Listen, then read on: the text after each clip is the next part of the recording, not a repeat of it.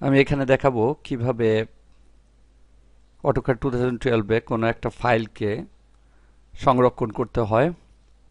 কোনো ফাইল তৈরি করার পরে অর্থাৎ কোনো ড্রয়িং তৈরি করার পরে সেটাকে সংরক্ষণ করে রাখতে হয় এবং এর এক্সটেনশন হচ্ছে .dwg। এর ফুল মিনিংটা হচ্ছে ড্রয়িং। যদি কোনো ফাইলের এক্সটেনশন .dwg থাকে তাহলে বুঝতে হবে এটা অটোক্যাডের ফাইল।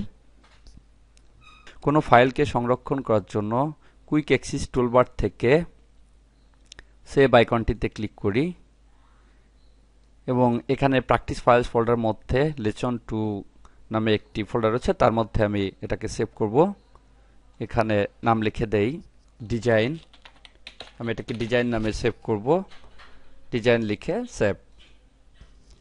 তাহলে এটা ডিজাইন নামে সেভ হয়ে গেল এবং এখানে দেখতে পাচ্ছি কি নামে সেভ হয়েছে সেটা এখানে চলে আসছে এবং কোন টাইপে টোটাল পাথটা এখানে চলে আসছে। আবার যদি এটাকে আমি সেভ অ্যাজ করতে চাই অর্থাৎ এই ফাইলটাকে আমি আলাদা আরেকটা নামে সেভ করতে চাই তাহলে ফাইল ব্রাউজার থেকে সেভ অ্যাজে ক্লিক করে একটা ডায়লগ বক্স আসলে একটা নাম দিয়ে এখান থেকে সেভ করা যাবে।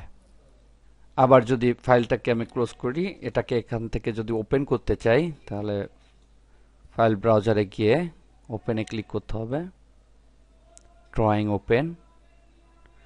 এখানে দেখতে পাচ্ছি বিভিন্ন ফোল্ডার রয়েছে। আমি পূর্বে এখানে প্র্যাকটিস ফাইলস ফোল্ডারটি নিয়ে এসেছিলাম এবং এর মধ্যে আমি ফাইলটাকে ডিজাইন নামে সেভ করেছি। লেসন 2 ফোল্ডার মধ্যে দেখতে পাচ্ছি ডিজাইন নামে একটা ফাইল রয়েছে, এটাকে আমি কিছুক্ষণ পূর্বে সেভ করেছি। এটাকে ওপেন করব, তাই এখানে ক্লিক করে ওপেন। দেখতে পাচ্ছি ফাইলটি ওপেন হয়েছে।